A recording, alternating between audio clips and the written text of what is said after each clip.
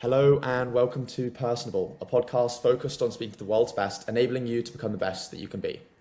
Today, I'm honored to be joined by Alex DiLeonardo. Whether you're a first-time listener or you're returning, please make sure to like, comment, and subscribe. Currently, only 3 out of 100 listeners are subscribed to the podcast, and we're trying to reach 1,000 subscribers before I get back to Duke in the fall.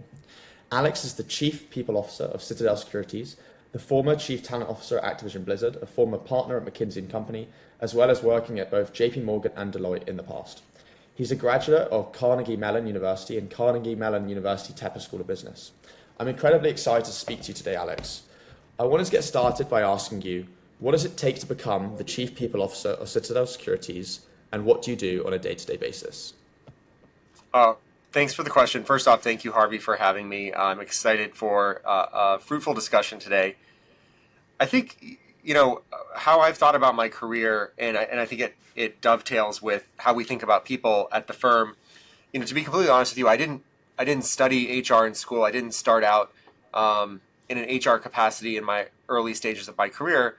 I was always passionate about solving really hard problems. I was passionate about how quantitative insights and qualitative reasoning come together. So I studied behavioral economics in graduate school, and I was really interested in human behavior, breaking it down into a quantified problem and then solving and optimizing it. And if you fast forward through my career, I think I always used that basic framework of problem solving to think about maximizing business impact, whether it was for my clients at McKinsey or for the firms that I served in people leadership roles. And so if you think about the way we think about talent at Citadel Securities, it is our ultimate competitive advantage. It is the most important form of capital that we have in the organization. And we are wildly passionate about finding the very best, highest performing human beings, bringing them into the organization and helping them build extraordinary careers here. And so the work that we do on people is a key enabler to our business strategy. It's not like we are a back office function. It's not like we are an enabling team that's in the background. We're actually at the front lines of business, partnering with our business leaders to make sure that talent delivers the value and the potential that they can. And we do that in a way that I think marries what I was talking about earlier, quantitative reasoning, making sure that we have deep analytics, cutting edge insights that enable our culture of meritocracy, enable us to find these extraordinary colleagues, but then also with the more qualitative elements of people, which are care, direct engagement, getting to know every single one of our colleagues on a person-by-person basis. And so I think these things come together and have really been passions of mine my entire life. And I think they're really well suited for the kind of work that we do at Citadel Securities and what that looks like and feels like for all of our 17 or 1,800 colleagues. I can recall as I was going through the recruitment process for sales and trading for an internship throughout my college experience, and many banks would come in to talk to the students at Duke, and they would all talk about the Duke connection, the incredible culture of the firm, the focus on collaborating on the inside and being competitive on the outside. All of those things are pretty obvious from bank to bank, and I'm sure from hedge fund to hedge fund and separately in what you do. What do you think it is about the culture that makes Citadel Securities different and therefore attracts talent to the firm? Yeah, so I think let me explain that particularly through the lens of early career talent. So individuals like you and your friends and maybe some of the listeners who are on campus, having wonderful academic experiences, thinking about how they're going to then apply those experiences in a workplace context. And they could be coming from undergraduate curriculums, graduate school, they could be coming from PhD programs. We for the roles where we have campus recruiting, so in quantitative research, sales and trading, technology, about half of those hires that we make are going to come from campus. So campus recruiting is a huge part of how we grow the firm.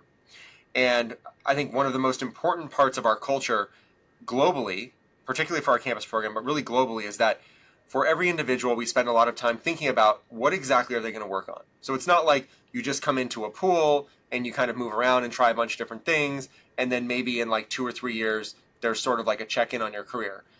Even before you join, there are senior leaders who are involved in thinking about the exact project that you're going to work on, how that fits into our strategy, and then what the next thing is that you're going to do. And that conversation will have multiple check-ins throughout the year culminating in kind of a year-end process where we think about the performance that you had and then how we can set you up for the next big thing, the next stretch opportunity.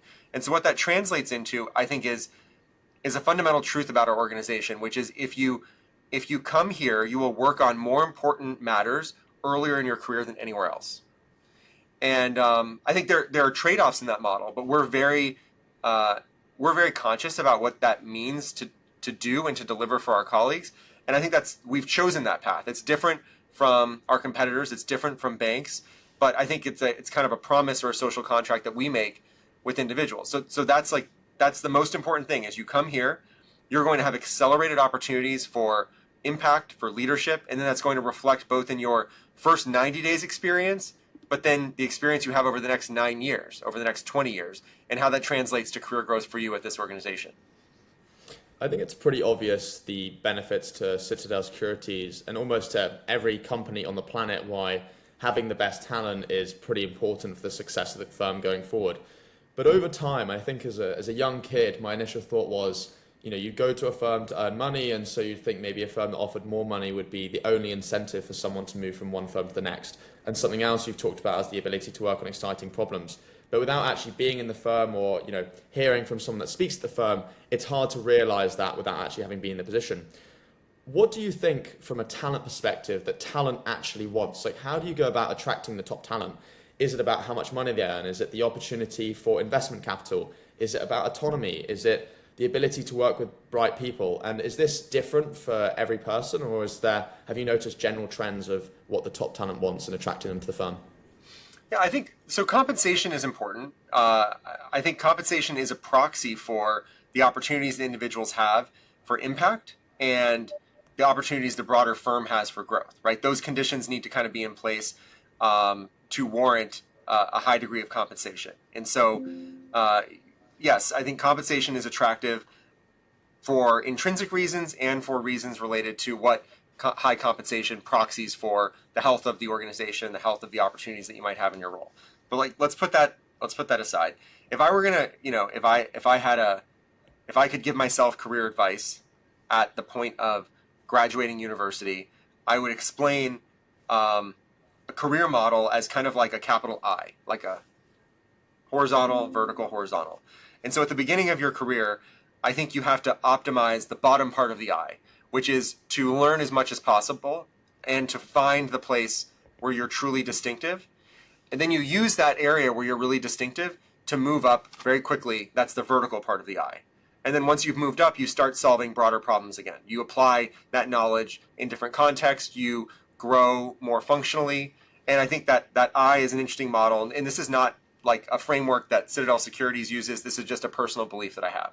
And so if you believe that that's true, that you need to learn as much at the beginning stages of your career to then find the thing that you're really gifted at and then use it to accelerate vertically, then what you should be looking for in an employer in that first 3 to 6 year stage of your career is an opportunity to learn.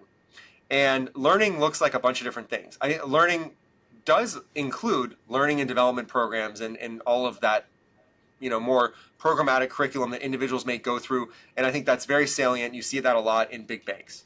We have that at Citadel Securities. But I would argue that's only one part of learning. The programmatic classroom learning is important.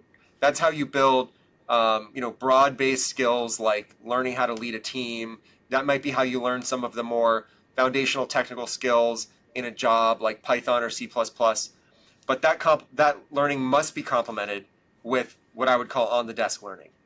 And you're going to get on-the-desk learning a couple of different ways. The first is, going back to what I said in your last question, you have to be working on something that really matters early on so people pay attention, and then you have the opportunity to actually build things, break things, try things. So the actual role and the assignment that you go into are a huge part of learning earlier in your career. It's also going to be affected by the quality of your manager and the quality of your direct team, your peers, people who are working diagonally around you, because you're going to see what they're doing, you're going to borrow ideas, you're going to exchange ideas, and so much of creating value in any context is problem solving with colleagues. And so that problem solving is going to be a rich form of learning. And then you're of course going to get guidance from your direct manager, from your senior leader. And I would say then maybe like one ring outside of that is just the network of individuals on your team or in the firm that can become mentors, that can help guide you, and from whom you can learn. And so you need the programmatic parts of learning and development. I would argue those aren't the most important. Those are important, but they're not the whole pie. You need to be on really important work early in your career to get the reps, and you need to be working with individuals who are going to inspire you, challenge you, guide you. And if you get all of that right, then that's the bottom of the eye, and you learn a ton extremely quickly. Like in that context, you can learn more in a month than many people will learn in a year. And then you start to figure out where you're gifted and where you're special and where you're adding disproportionate value, and you use that to accelerate your career. So I hope that answered your question. That's how I would think about it. I was having a conversation yesterday with one of my professors at Duke, and he used to be the former CEO of the Tiger Woods Foundation, as well as having senior roles in IBM and the NBA. And one of the core topics of conversation that we focused on this semester in his class, but also on the podcast, was the emphasis on values. You know, an organization like Goldman Sachs, one of their core values is on excellence. Someone like Starbucks, it's focused on joy, and et cetera, and the list goes down. At a place like Citadel Securities, is the culture set from the top, or is it set from the bottom up? And what does that look like? I think the culture is set in many different directions. So one thing, I answer the question in two ways. So one is the culture is something that everybody has to contribute to. Like, I think of culture as defined as simply the collection of behaviors that a group of individuals or an organization engage in. So it's the secret sauce to how the organization functions. It's what it feels like to work there. It's how the organization chooses to align individuals, to enable individuals, to allow for contribution. But so it has to happen at every level. Yes, it might be articulated. It might be made clear. It might be, amplified and radiated, if you will, at the top. But something that's interesting about our organization is that the individuals, quote unquote, at the top, many of them started at early stages of their career here at the firm. They've been here for many years. They've moved up. So there isn't so much like a dislocation between senior management and individuals who are starting their careers here. They're kind of like all of the same mindset and all very much in the same culture. And then I think just a final point on values. I think the values that we have, many of them are really geared at ensuring like that our culture is owned at all levels, and ensuring that individuals who enter the organization at the beginning of their career have every odd that they can have in their favor of having an accelerated career toward that leadership level to then help cascade culture. So you think about our values. We talk a lot about winning. That to us means, again, going back to making sure that individuals are going very deep on important work early in their career. One of our values is meritocracy.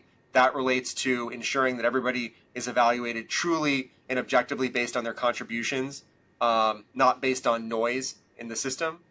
One of our values is extraordinary colleagues. So that's that point of bringing in, humans who have a high degree of likelihood to succeed, and then, surrounding them by very intelligent individuals to enable them to succeed. Another one of our values is learning. So all of our values kind of relate to this ecosystem of helping individuals reach their fullest potential here. But if I, just sort of like to counteract your point on culture, because I would agree with you that culture is the sort of, it's the web that connects, different organizations within some form of organization or institution. But what I think makes an organization like Citadel Securities, different, and if you look at, a sports team like New Zealand in rugby, or a Super Bowl winner or an NBA winner, what makes them at the very top is the people within the team are highly specialized. There's an emphasis on excellence, and that they're by nature different to everyone else because they're at the top. And sort of on the other flip of the coin, if I name an organization like Starbucks, for example, and the baristas in the stores, it's not simply just, how many cups of coffee did you sell in a day, but was the customer satisfied? Did they have a good experience? And there's so many metrics that can't necessarily be, judged. So on that sort of point, if someone slips up on culture or isn't really feeding into the way that you would, expect to, that feeds into the core values of Citadel Securities, does it really matter if they're still delivering alpha, if they're still, delivering results and, passing the objective viable standards? Does it really matter if they step up on culture or, make decisions that wouldn't really be aligned with the values of Citadel Securities? Yeah, absolutely. So I think you're asking, can we have do we allow for single rock stars to defy our culture, and is that like an acceptable mode of behavior for the organization? And the answer is that that's not how we think about value creation at our organization. So if you think about our business, we are largely technology enabled. We are a market maker, so we're engaging in thousands, millions of transactions every day across the world. We have several offices in Asia. We have several offices in Europe. We have offices in the US. So it's not like one individual is going to, be able to create so much value without the rest of the organization collaborating with that individual, that it would then warrant compromising our values. And I think our values are there kind of to enforce the idea that we work together to create value.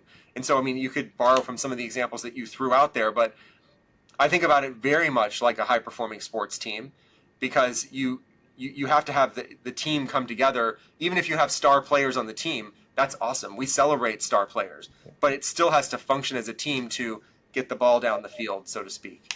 Sports analogies are so tricky. How does, I was checking earlier, I think Citadel Securities was founded in 2002, if I'm correct. How does that fit in with, Citadel, which has been around for a longer period of time? Are they very similar in how the organizations are structured and run, or are they different?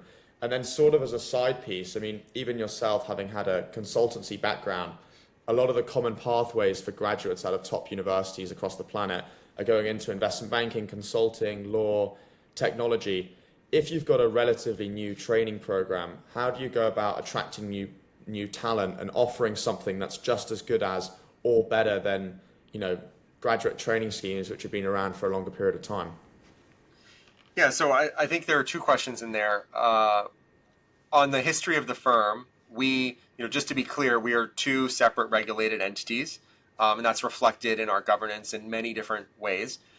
We did grow out of what is now known as the asset management or the hedge fund business, really based on an observation of opportunity where during different, periods in the market, liquidity is very, very much valued. And I think that Peng and Ken, our founders, Peng, our CEO, Ken, our founder, viewed that opportunity and kind of built this firm to embrace that opportunity in a way that one could not in an asset management business. And so it made a lot of sense that this was something that would grow out as a new business, and that we would govern ourselves appropriately and accordingly. Your question on learning and development programs from institutional organizations to versus up and coming organizations. So I believe you are spending the summer at Goldman Sachs. Next year, summer. Yeah. Next year, summer. So talk to me about the decision to join Goldman Sachs. Was that because of their learning and development programs, the way they talked about their early career program? I'd love to hear from you on how that decision came to be. Yeah, I love how you've flipped the question back on me, but I'll happily answer it. I think from my perspective, it was to look for a career that would give me, as you said, the best possible learning in the 10 years post-university. I think for me, it's not really the focus on how much can I earn. It's more of an emphasis on how much can I learn. And I think to be in an organization like that, it's a place that's turned out the top talent, of which Goldman Sachs, Morgan Stanley, JPMorgan, etc. are a long list of them. I think then it's also being realistic on where am I able to get a spot. So I applied to Goldman Sachs, JPMorgan, Morgan Stanley, Barclays, Citi, and RBC, I think were the firms I looked at. And I also looked at, who was the best in the rankings. It was often Goldman Sachs number one, Morgan Stanley, JPMorgan, around number two, and then it'd be like Barclays, Citi, etc. And I sort of went through that process, got accepted at Citi, Barclays, and Goldman at the top. And I kind of found the cultures at all of these places, were all incredible. So there was no differentiating factor on these people were nice or these people were harder working. But I think looking historically at the success that Goldman Sachs has had across a variety of fields in terms of learning, I thought that'd be the best place to be.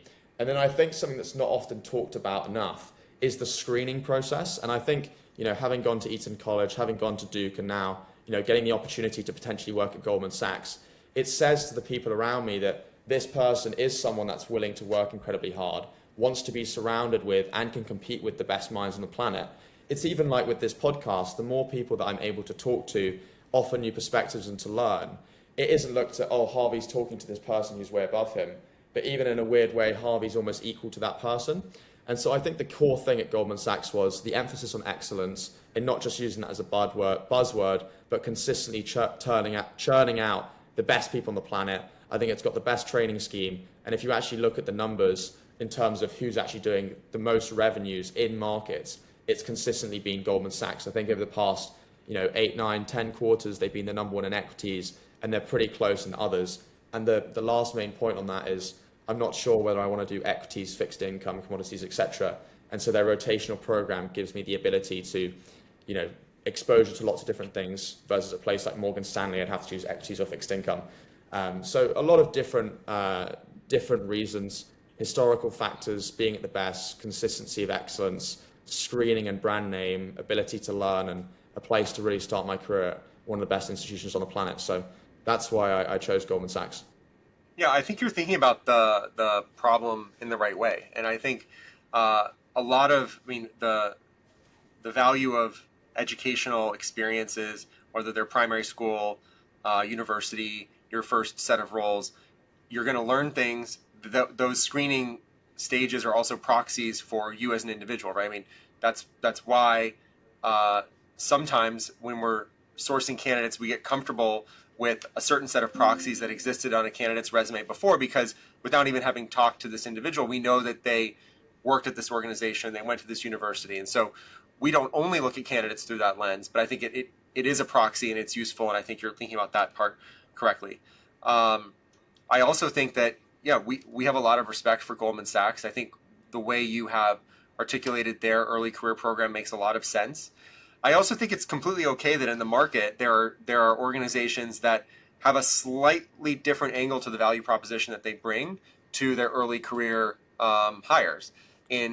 Some people might want to go work in an organization where things are very established and they can learn from what is established. Other individuals might want to go work for an organization that is also very excellent, but where there's more still to build and pieces of the puzzle to put together, because that's a different type of learning.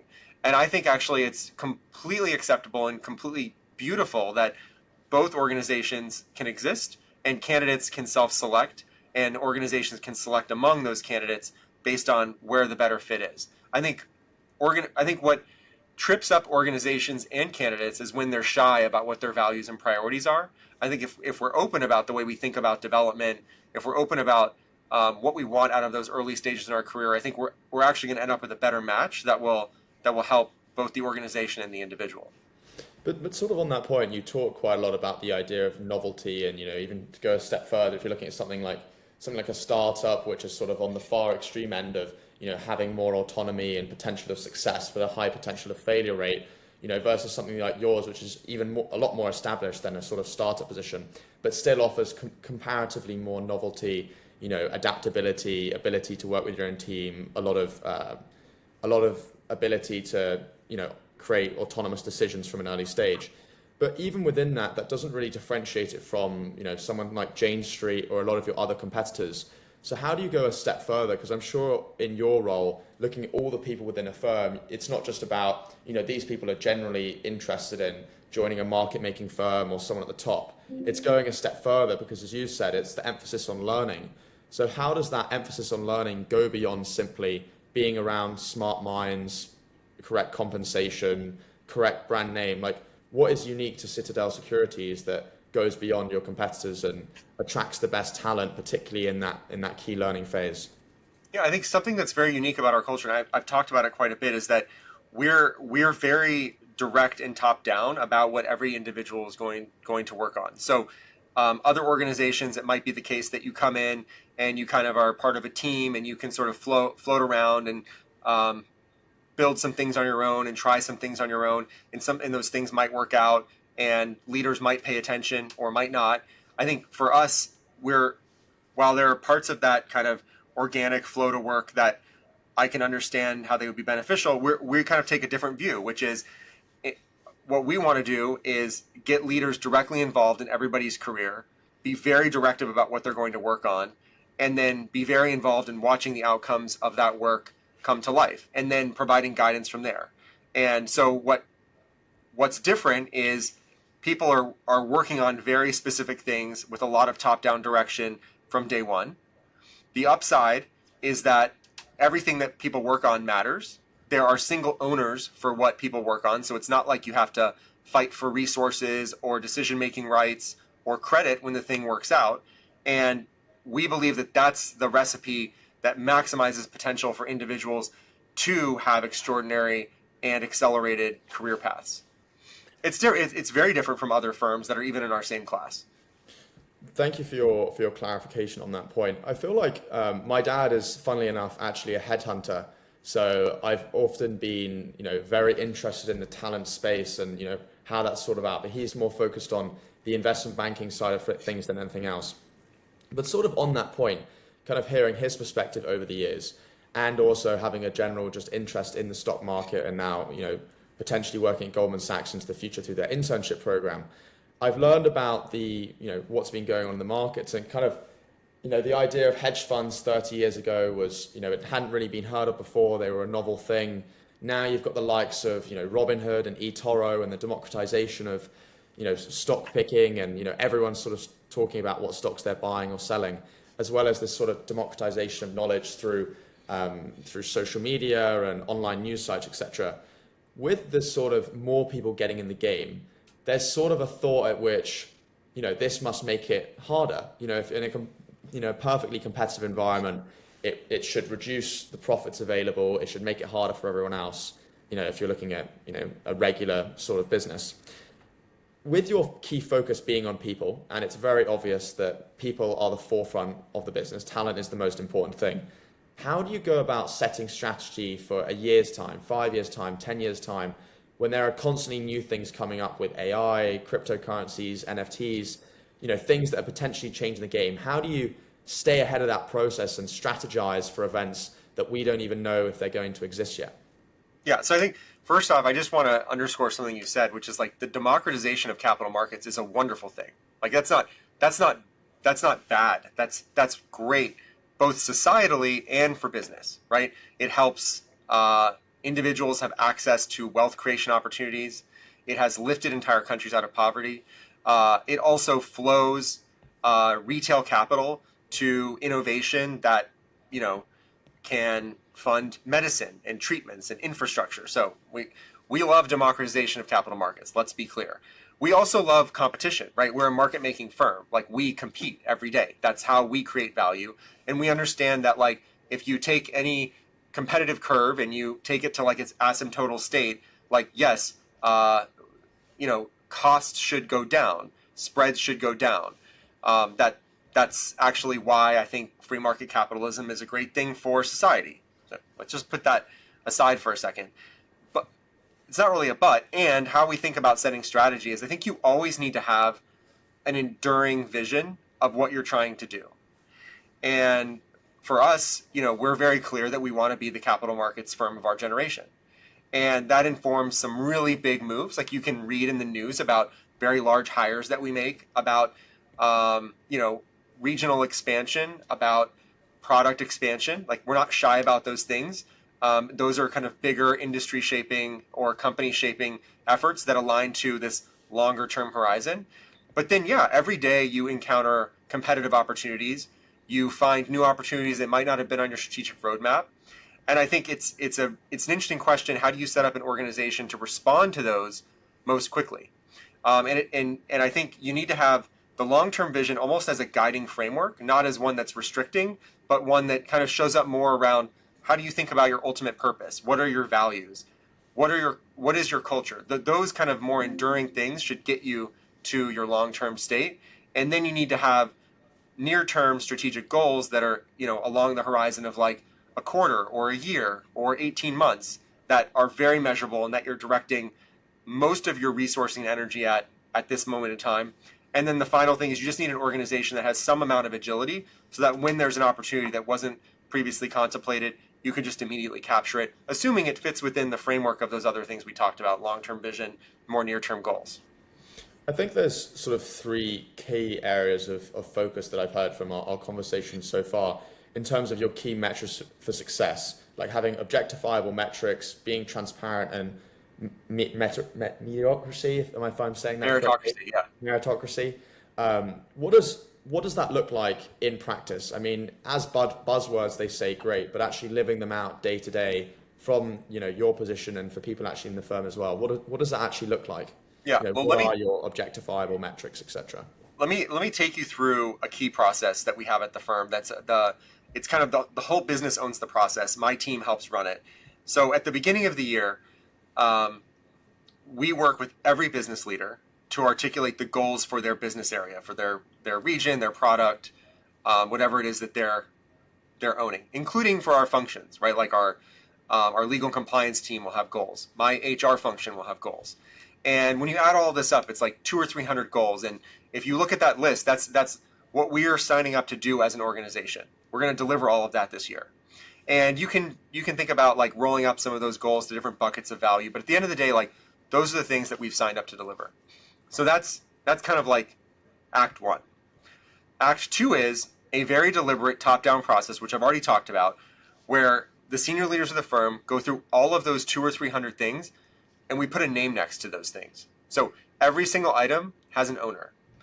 And then we start to do some analysis on those owners. We say, well, how many people are owning more than one thing? How many of those owners are like senior leaders versus new people who just joined us from campus? And we push to disaggregate responsibility, to propagate a responsibility at the lowest levels of the organization. And I think that's very much part of our culture and our commitment to new hires that I talked about, where it's like you come in and you're going to work on really, really important things that matter to our CEO. So that you go from goal setting, we call it talent planning, to kind of do all of this alignment. And then each one of those goals has measurable outcomes with a specific timeline associated with it. Sometimes those goals need to be achieved by the summer, sometimes by the end of the year. And then we track the progress of those goals. And then at the end of the year, the senior leaders of the organization and I sit in a room for weeks and we review every single individual on a one-off basis. So we'll talk about Harvey and we'll talk about what the work was that Harvey was assigned to this year. How did that turn out in a very measurable way?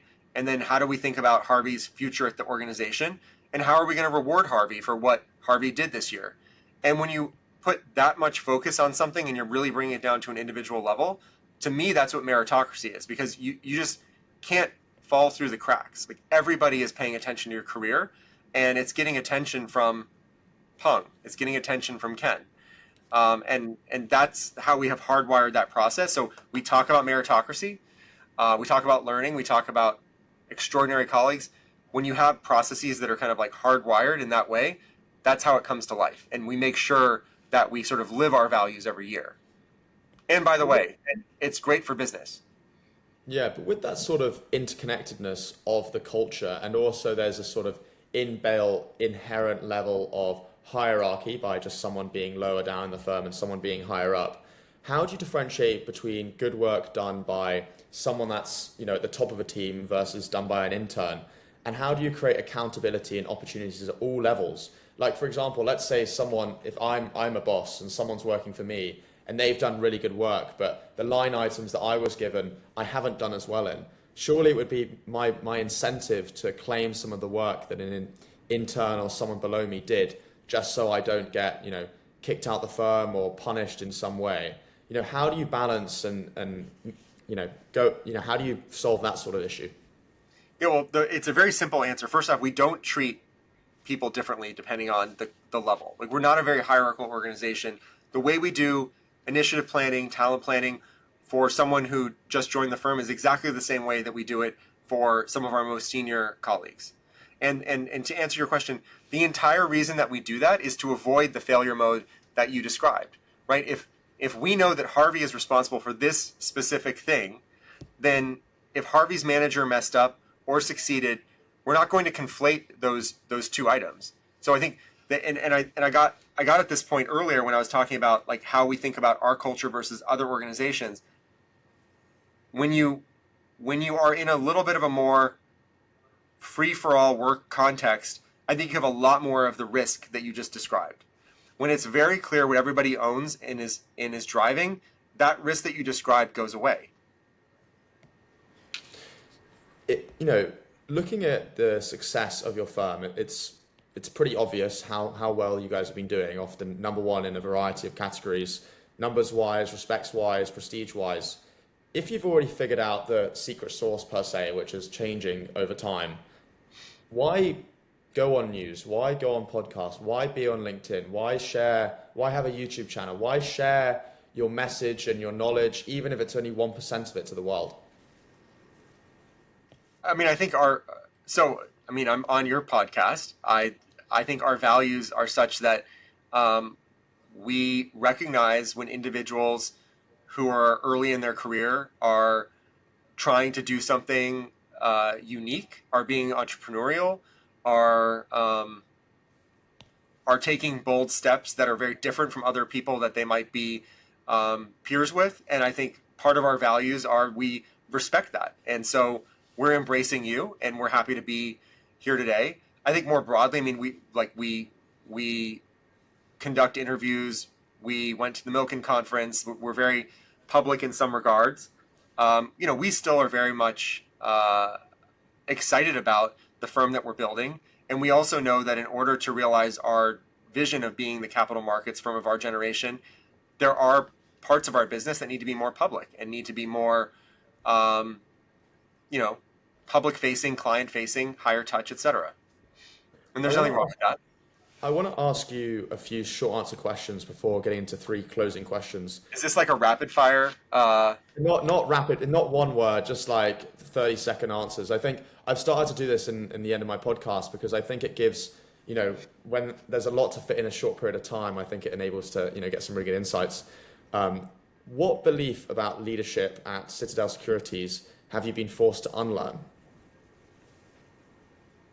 Personally, as an just to you, as becoming a leader at Citadel Securities, is there anything you've had to unlearn?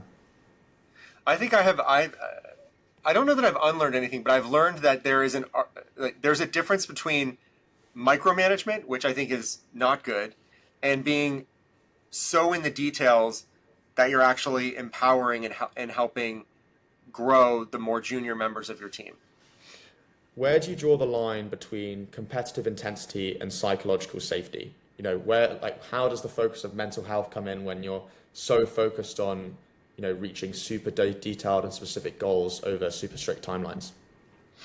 I think we have great benefits for our colleagues, but I think at the end of the day, we tend to select and individuals self-select into our organization because they thrive on competitive intensity.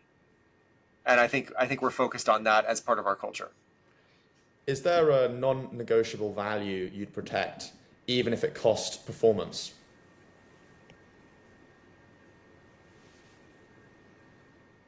I think our values are there to sustain performance cycles, but at the end of the day, I think our values are there to enable our performance. It's less tension and more complementary than I think it might seem. How do you assess potential in a field where past performance is everything, particularly in your early stage careers? I think we have a long-term view on what we're trying to build, but we balance that with having very near-term goals for the business and for every individual. And I think as long as we are operating in this meritocracy, I think that ends up being very good for the people that we hire and the people who stay. How do you keep your emphasis and focus on people in a business which is becoming continually automated, reliant on technology, particularly now with the widespread use of AI? Yeah, I think AI and other technologies in our business are enablers and scalers. They are driving the abundance of opportunity that we're going and pursuing with our teams, I don't think that there's a conflict there. What is a common misconception that people might have about the work that you do?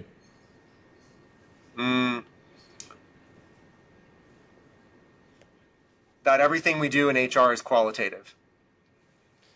What's a piece of advice that you would give to a 20-year-old wanting to do what you do one day? I think it'd be the same advice I gave you at the beginning of the call, which is to organize your career in this I shape where you can learn a lot, decide what it is that makes you really special and deliver disproportionate value, and then capitalize on that to accelerate in your career.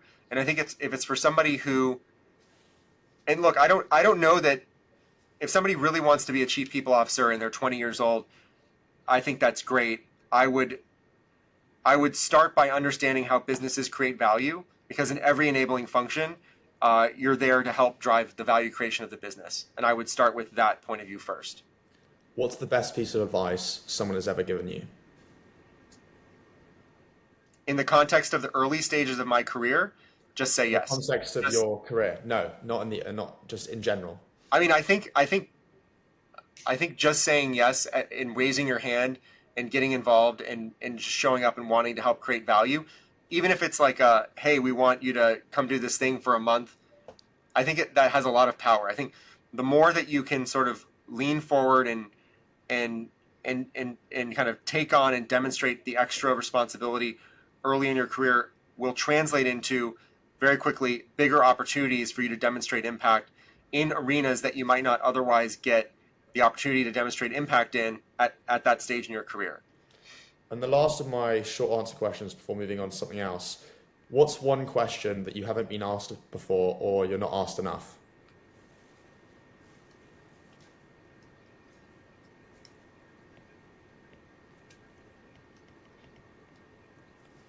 I'm trying to think. I feel like in my role I'm asked questions all the time. So I would always love to talk about something outside of our organization. One thing that's great about our firm, and this is true, is I find that the leaders and actually all of our colleagues are extremely interesting human beings, and they've accomplished a lot even outside of what they accomplish at work. So I would probably want a question that has to do with my personal life or passions, like my favorite restaurant or cycling or something fun about travel. What's your favorite restaurant? Tell me about your cycling and where's your favorite place to go? I should have seen this coming. So it's funny. I actually was a pretty avid cycler when I was a kid, and then when I was in college, and I lived in New York for the first part of my career, I didn't think it was super safe to be cycling out on the streets of Manhattan. Although maybe I know a lot of people do it, and that's great. I applaud it. But then when I moved to Miami, I got back into it, and I got pretty serious. I was like cycling about 100 miles a week.